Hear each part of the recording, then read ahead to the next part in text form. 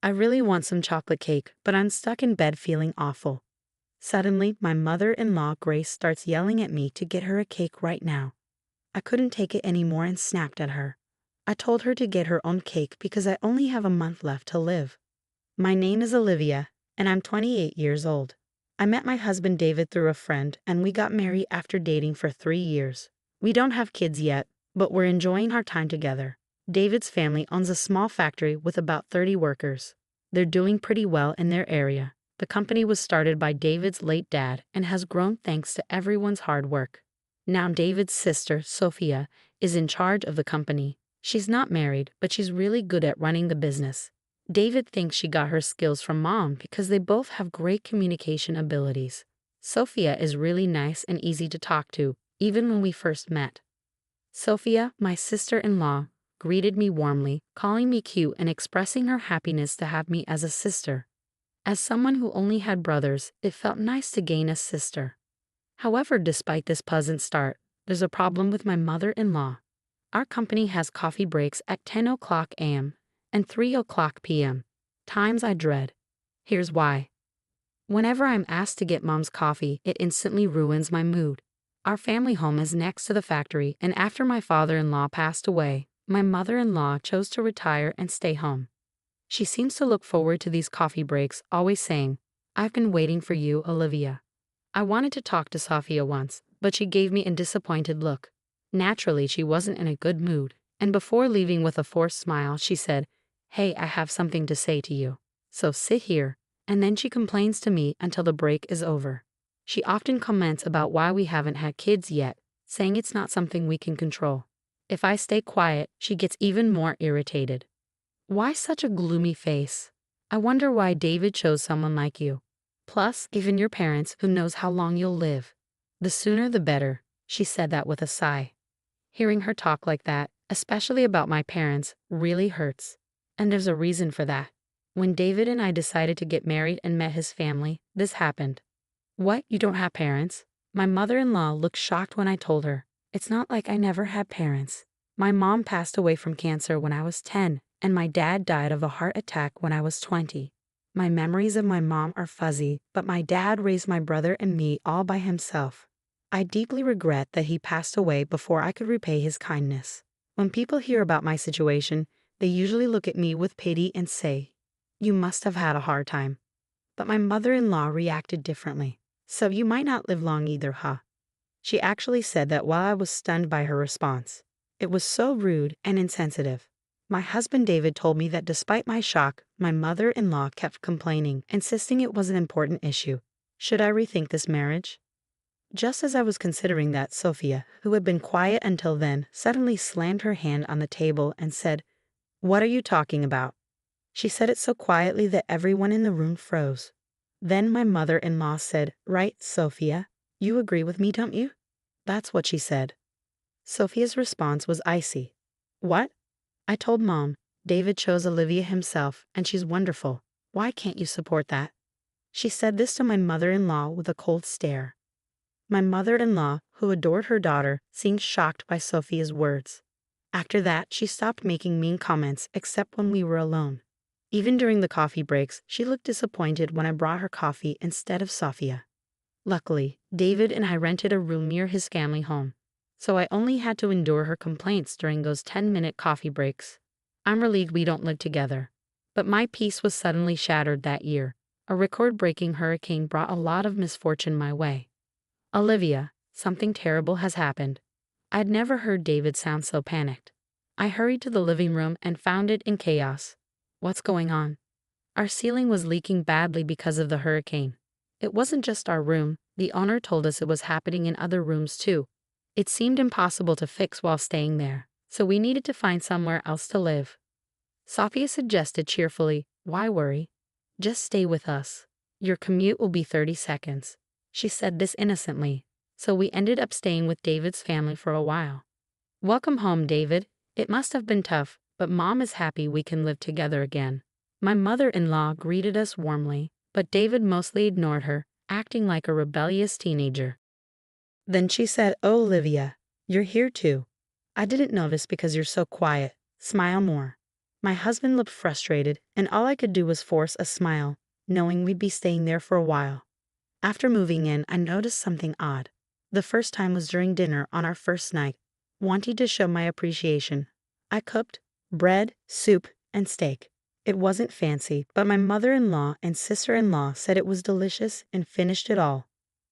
I felt genuinely relieved. After a while, my mother-in-law suddenly stood up and brought a container from the fridge, humming a tune. She opened it and piled a ton of its contents onto her steak. Mom, you're still eating that stuff." My husband, sitting next to me, looked disgusted.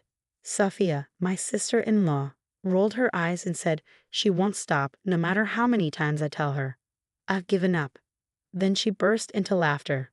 At first, I couldn't tell what was on top of the steak, but upon closer inspection, I realized it was jam. While it's not uncommon to have sweet sauces on meat, adding jam to a seasoned steak seemed bizarre. When you eat something salty, you crave something sweet, right? "That's why," she said, looking quite pleased with herself. Honestly, it gave me heartburn just watching her. For the record, I'm not a fan of sweet sauces on meat. "Come on, Olivia, why don't you try it? It's delicious," my mother-in-law said, turning to me. For the first time, I didn't want to eat it, but I forced a smile. Apparently, that wasn't the reaction she was hoping for. "I'm recommending it for a reason. You might live longer if you follow my example." With that parting shot, she retreated to her room, leaving me speechless. My husband and sister-in-law apologized, saying, Sorry, Mom's at it again with her nonsense." Apparently, my mother-in-law has a serious sweet tooth and doesn't feel her day is complete without eating cake. Surprisingly, her annual health checkups always come back normal. Come to think of it, she's always eating cake during our 3:00 p.m. coffee breaks.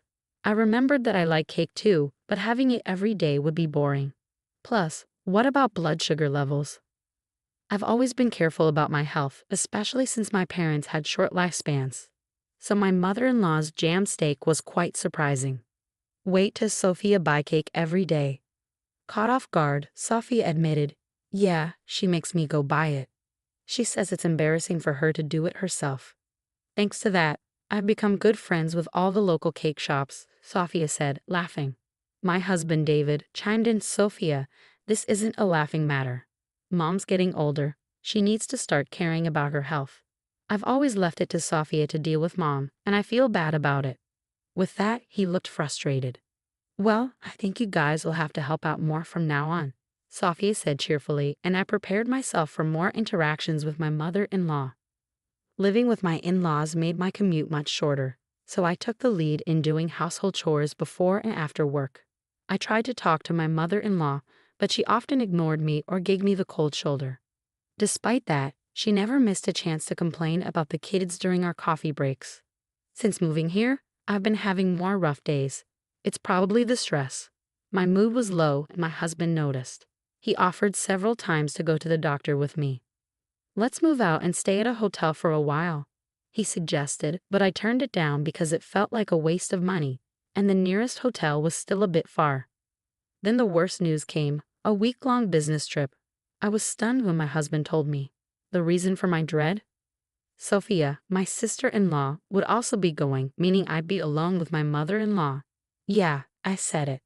My husband offered to take me with him, but I thought, it's just a week. I hope I can manage, especially since I still wasn't feeling well.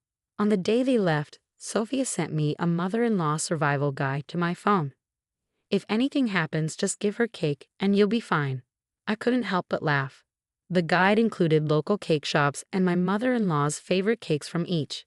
For someone like me who was gearing up for a tough week, this information was a lifesaver. In a week, our home renovations would be done, and we could move back. I thought optimistically, I could handle this, but that hope faded on the first night. When I returned from work, my mother-in-law was blocking the entrance. "You know why I'm angry, don't you?" she snapped. "No, I don't. I'm not psychic," I replied, losing patience. "You missed both the 10:00 a.m. and 3:00 p.m. coffee breaks today." Her words caught me off guard. Indeed, with my husband and Sophia away and end-of-month tasks piling up, I'd completely forgotten about my mother-in-law's coffee breaks, and I never had a coffee break myself. I thought she'd understand since she used to work, but she yelled at me the moment we were alone. "You start this harassment, you wicked woman. she said with an angry look. I felt a huge disconnect. Why was I being yelled at like this? Did I deserve to be called wicked? Suppressing my anger, I thought, it's just a few more days and said, I did buy cake during my lunch break. It's in the office fridge. Sorry I didn't bring it here. Her face instantly changed from angry to smiling. Let's forget about today. Don't forget tomorrow, okay? She said cheerfully and went back to her room. From then on, I made sure never to forget the coffee breaks, knowing how much trouble it would cause if I upset my mother-in-law. On the day my husband and Sophia were supposed to return, I felt incredibly stressed. I was hit with nausea, headaches, and a loss of appetite. I took the day off and went to the hospital. It's pretty serious. Can your family come right away? I couldn't stop crying at the doctor's words. I was told I have cancer and at most 6 months, maybe even just 1 month, to live. I returned home, my face stained with tears, my body trembling, and collapsed onto the bed. The door burst open. What are you doing, skipping work? Sophie and David are working hard, and you're slacking off? Her yelling worsened my headache. I didn't have the energy to respond, so I just said, I'm not feeling well, and closed my eyes. Mother-in-law didn't seem to care. She didn't want to leave the room and kept complaining to me. She said things like, that's why you can't have kids, and who knows if you'll live long. I just stayed silent, pretending to be asleep. Then suddenly, she asked about today's coffee break. Is she really this insensitive? I thought, opening my eyes to see her standing over me. Grace, I'm sorry. I'm not feeling well enough to go shopping today. Could you please? She cut me off. I don't care. I want chocolate cake now. Go buy it. You're probably faking it. She screamed at me louder than ever. My frustration exploded at the woman in front of me, who was acting selfishly like a child. Shut up. Listen to me. I have 1 month to live. Go buy your own damn cake, you idiot. My words seemed to shock my mother-in-law, who stared at me wide-eyed. Then, from behind her, Mom, what are you doing? And Olivia, what do you mean by 1 more month? My husband, looking pale, and my sister-in-law, equally concerned, were standing there. Oh, weren't you supposed to come back tomorrow? Ignoring the visibly shaken mother-in-law, my husband came to my side. I felt so relieved by his action that I burst into tears.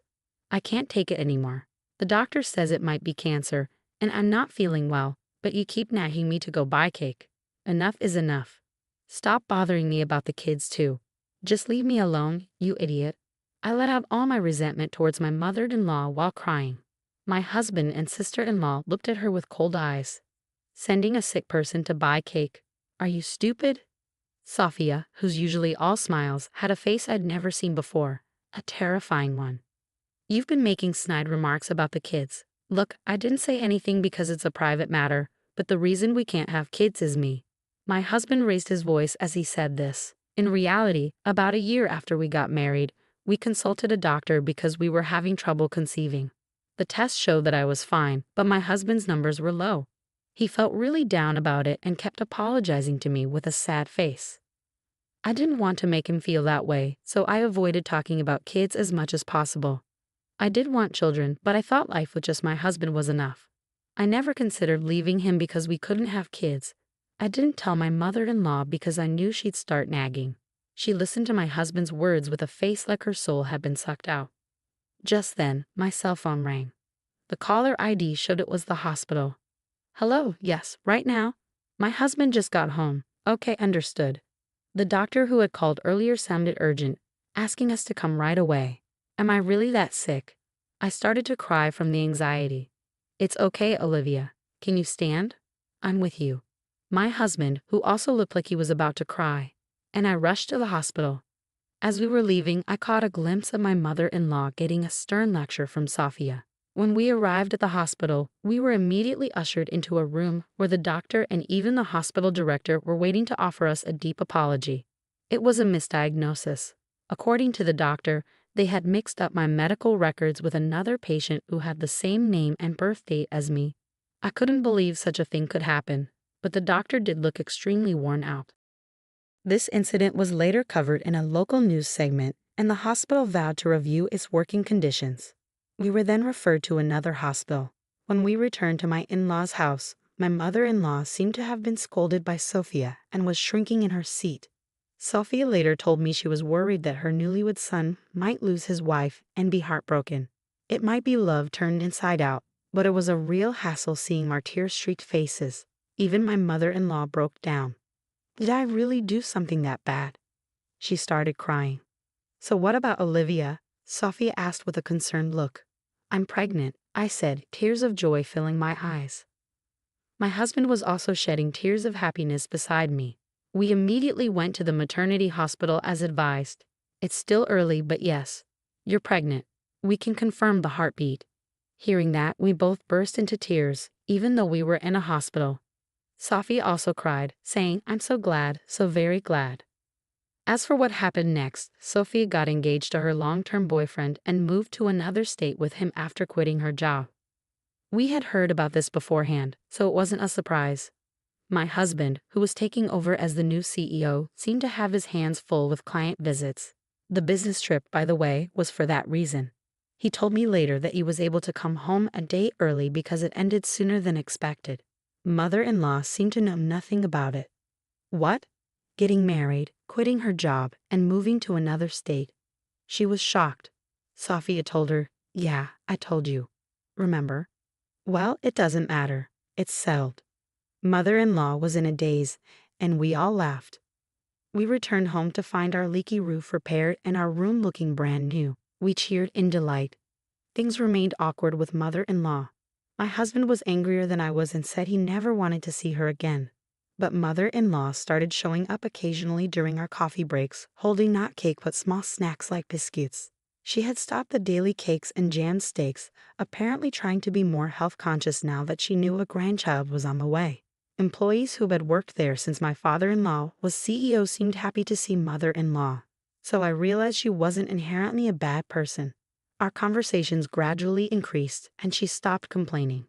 When our daughter Emma was born, mother-in-law transformed. She started doing things like buying diapers and leaving side dishes for dinner, saying, feel free to eat. You're always working so hard. Even when she knew I was home, she'd send a message and leave without ringing the doorbell. The side dishes were in a cooler, and I appreciated her thoughtfulness. I felt I could get along with this version of mother-in-law. What really convinced me was when Emma was born. Mother-in-law took my hand and said, thank you, Olivia. Really, thank you. Seeing her tears, I knew she was sincere. Sophia also seems to be doing well and recently announced her pregnancy. It seems like it won't be long before we all gather at the in-laws' house for a friendly meal.